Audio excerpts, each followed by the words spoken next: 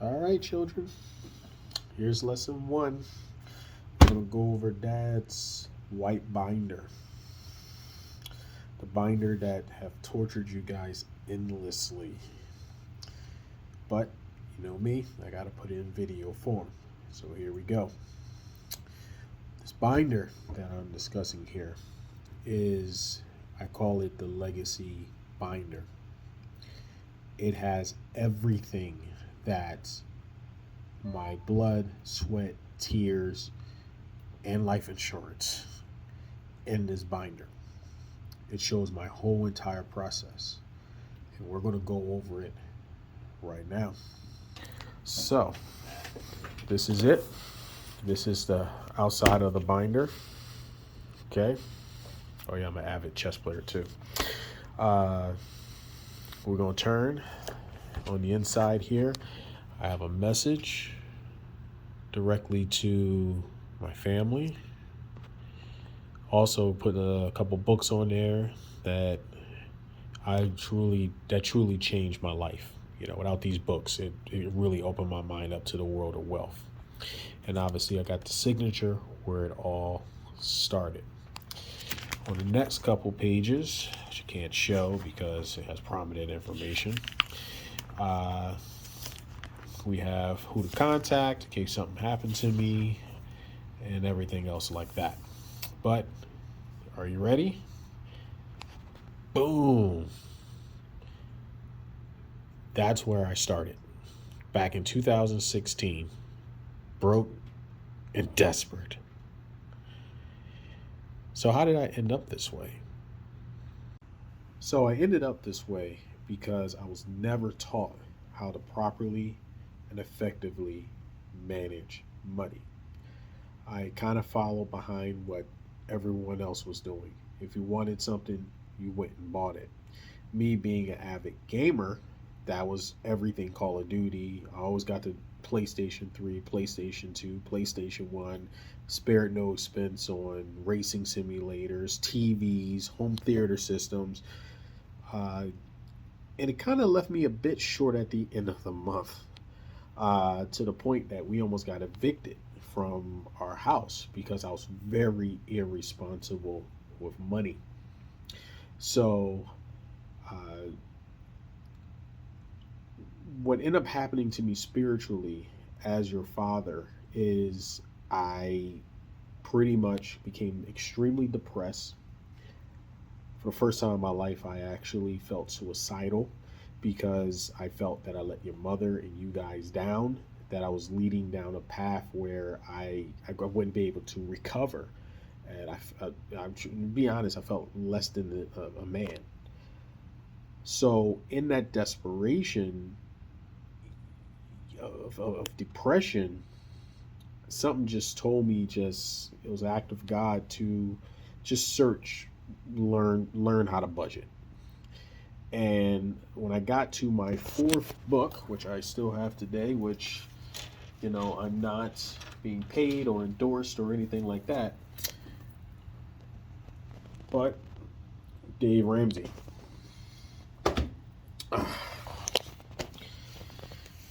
Now, don't want to sound like a Dave Ramsey soundboy, but the truth is, it works. In going through this book, I will show you that it works because I literally follow Dave's advice, and did it to a T.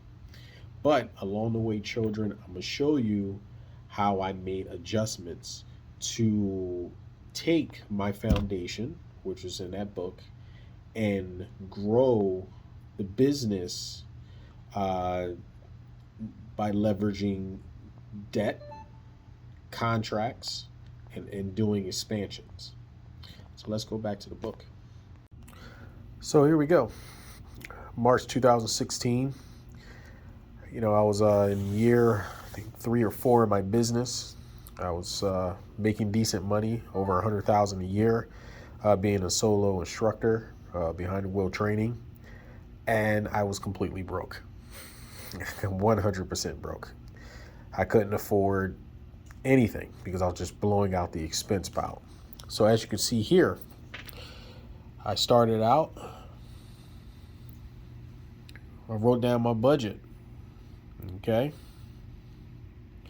I wrote out all utilities, the medical, car insurance, and other.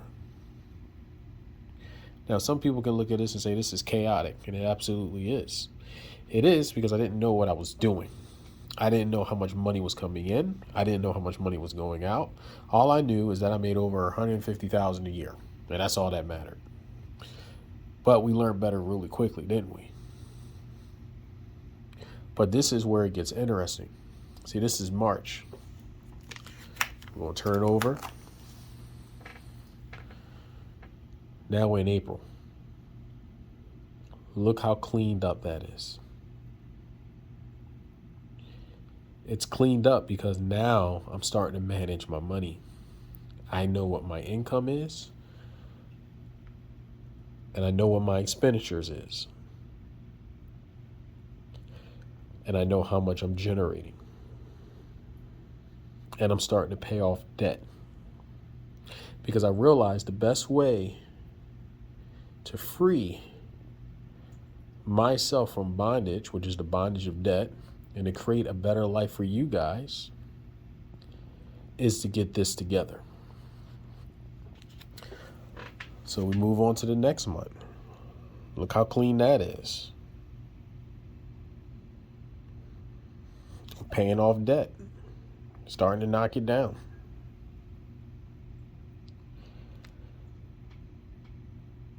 And this is the same process I do today. We go to the next one. Man, look how clean that is. Oh, God, look at savings. Now we got money in savings. Still knocking it down. But I got $7,000 in savings. Move on to the next month. Same principle. Savings grew a little bit more, but I'm building up money. And also, look at this. We're continuing to pay off things. We move to our next one. Look at that. Savings is increasing. Now we're starting to get a hang of our bills. Starting to get a hang of it. Had to pay a friend back, which knocked me down. That's right, children. I was borrowing money from friends to survive. Your father. 9th month, 2016. We're still going. Everything's still looking good. Look at the amount in savings we have. 10,000 in savings. Everything's looking good. We're going to keep flipping through. What we got here? October 2016. Things are looking good. I'm still paying off debt. I owe money to family members. That's how bad it was. You don't want to live this life, children. You don't. It's not fun. Owing money to everyone because you didn't manage your money correctly. It's not the way to be. November 2016. Very big heartbreak. Fortunately, your grandmother, my mother, she passed away. She was 61. Broke my heart. So I want to pop in real quick to discuss another reason why, to a whole cavern of reasons why it's important to have what's called an emergency fund. Because at that moment when my mother passed away, I was truly blessed to have the funds to take care of her funeral arrangements. Because at the time, we assumed she did not have life insurance. So Um, because I'm your father, you would never experience this because I have tons of life insurance and we'll be well off so you don't have to deal with that. But to be grieving over your parent while having to figure out how to pay for your parents' final expenditures was one of the most hardest challenges in my life. Uh, Very hard. And I hope this is something that you guys can learn from. As your dad, I promise you, you won't have to worry about finances at all. But for anyone else who is watching, other than my children, you want to make sure you get an emergency fund as quickly as possible. You want to talk to your parents to see if you can sponsor them a life insurance policy, meaning that you put a life insurance policy on their life, but you pay for it every month just in case something happened, because we all have an internal clock, and it happens.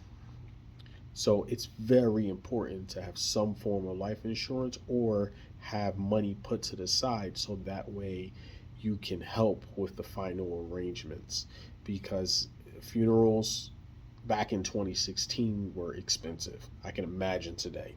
So try to get your parents' spouses life insurance policy. Very important. Okay, and we're back and we're continuing through the binder. We're in December 2016. As you see, savings took a massive hit since that life event happened. But it doesn't stop. We continue. We just restart again. Believe me, in your financial journey, you're going to reset a lot. You're going to see in this book where I feel like I'm on top of the world, and then bang, something happened. I had to buy a car or something, and now I'm reset it. But that's it. That's the end of 2016. Now we're moving on to 2017. Okay. Happy New Year. My gross in 2017 was $147,000 for the year. Now we're in 2017. Look how clean and organized that look. I cannot tell you, children, enough how important you feel, how wonderful you feel to bless yourself and your family with the ability to have a clean budget and know where things are going. An estimate of $3,123.14 debt cut per month. That's how much money I'm saving per month just by paying off my debt the year before. That's insane. That's totally insane. But we're going. We're here in February 2017. I'm continuing to pay off debt as I go down my credit report. Knock things out. We're in March 2017. You know, March is your dad's birthday month. And now I'm pushing savings. Continuing to snowball. So I eliminate debt, lower it down as we keep growing.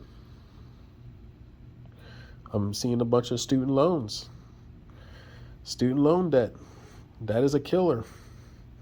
Don't worry, there'll be a future video on that. What I truly think about student loan debt. We're at the 4th month of 2017. As you see, we're still going. Things looking good. We're in the 5th month. Look at that savings. Looks like I took a beating there. I don't know what happened. But it looks like, oh yeah, I paid off the accounting firm. And I paid off the Lehigh Valley Health Network. We're in June.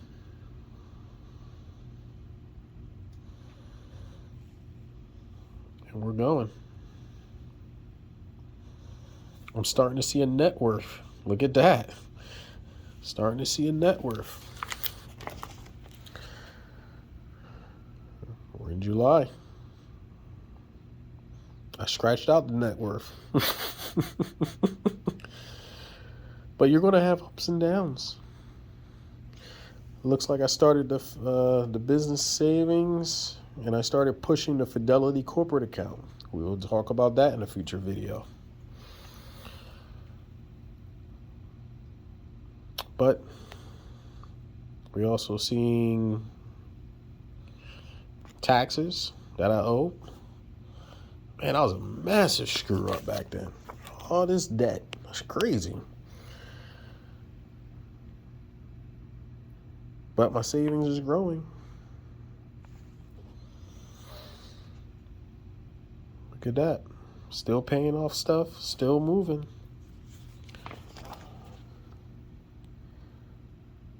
November 2017. Notice something different? What happened here?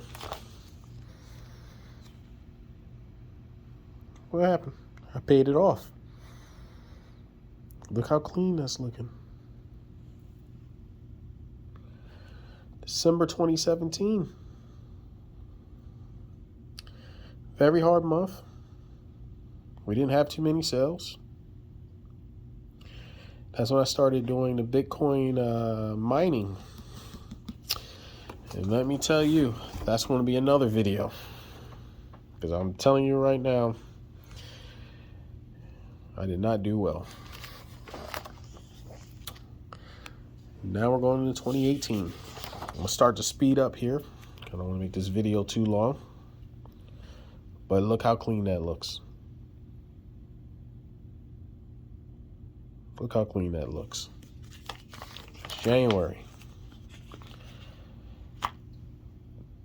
It's February.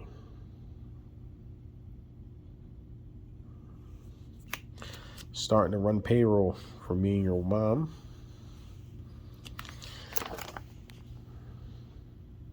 We got March. Uh-oh.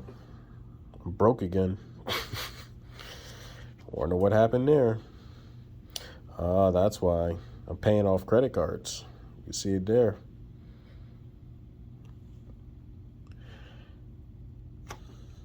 We keep going. I'm going to speed up here. I just want to make sure I get a good view. This is 2018. Look at those investments. We're growing. Amount in savings. You see that amount? 18,000. I remember that. I felt like I was on top of the world with 18 grand in the bank. But you know what? Even though I was at the top of the world, you know what you keep going? You keep going. You don't stop. You keep building. There's your key. We keep going.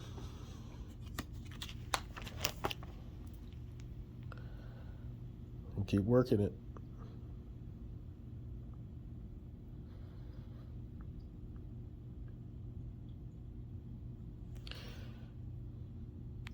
Okay, we keep going.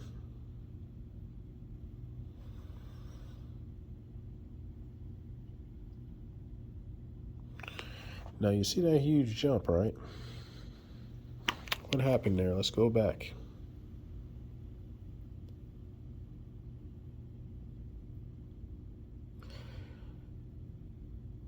So I had to get an SB 7 loan to expand the business so that way I can offer testing for cars. So I took out a $100,000 business loan. That's why the emergency fund shot up so high. That's the reason why. We're going to keep going. Oh, I think I know what this is. This is a cash flow statement. This is very important to have in a business. Know how to produce a cash flow statement. So when you have a month like that, you know why you're negative for the month. Okay, so this wonderful statement shows your total inflows, which is horrible, and then your total outflows, and then you see how negative you are. That was a really, really, really bad month. Really bad. But guess what? In business, you're going to get a lot of those. God knows I know. But we just keep going here. We're in December 2018. Working on getting that PennDOT contract. And that's done. We're going to move to 2019. Let's try to speed up here. Look how clean that looks. Happy New Year.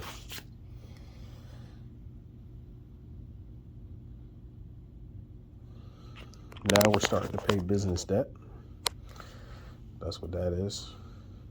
New York Business Development Corporation.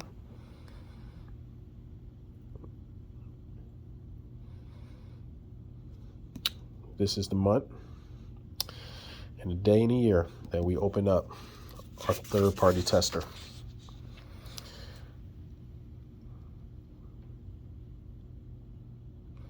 It's my birthday month. I left a note here. Handwriting isn't the best, but that's okay as we keep going.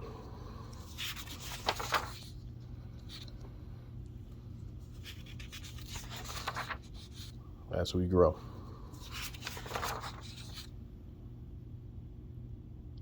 And I'm paying down debt. And I keep going.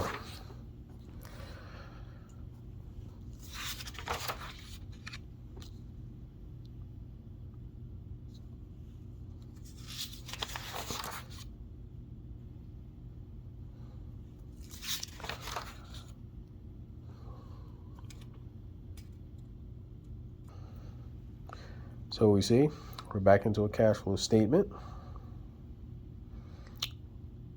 Look at those numbers. Look at those numbers. Okay. And look at that. That's our total. Is that our total? Like how much we earned? Yes, it is. So some of you may be saying, wait, you made 430,000, but you only have $8,000 left. Don't worry, it's a future video covering that and why this is happening and why is it important to make sure this happened. Move on. And then we're in 2020.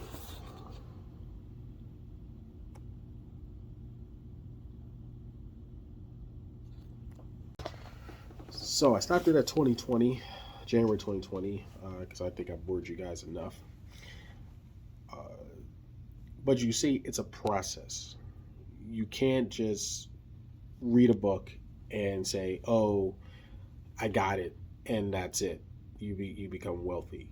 It's a process. There's a lot of ups and downs. There's a lot of situations where I bang my head into the desk because I'm like, oh my God, I ran out of money this month. You've seen my savings go up, down like a roller coaster. But the main principle of it all is managing the money. And it comes back to why I'm doing this, is to sharing the knowledge of what I went through and how you can learn to do it. Because children, if you honest to God don't take heed to this knowledge, you're going to fail. Because I was failing. But you are in a different predicament than I was.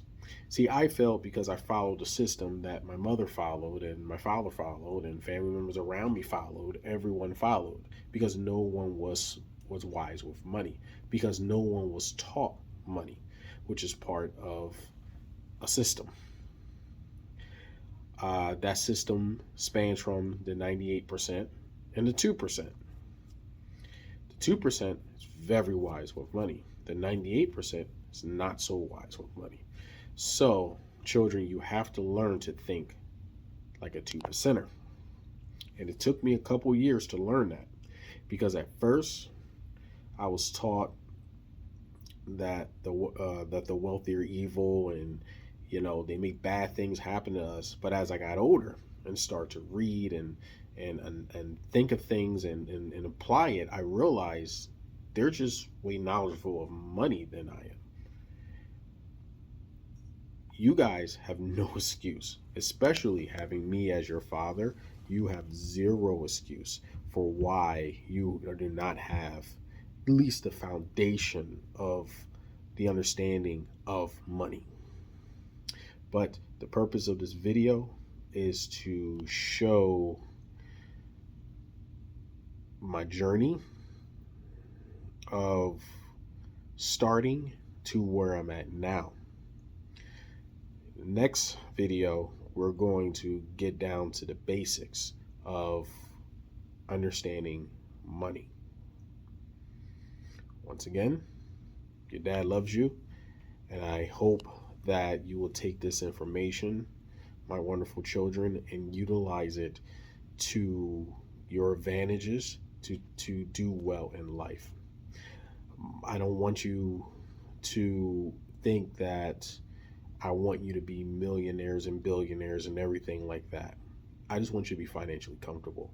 I want you to know that, okay, mom and dad may not be here anymore, but I'm going to take care of their legacy and pass it on to your legacy.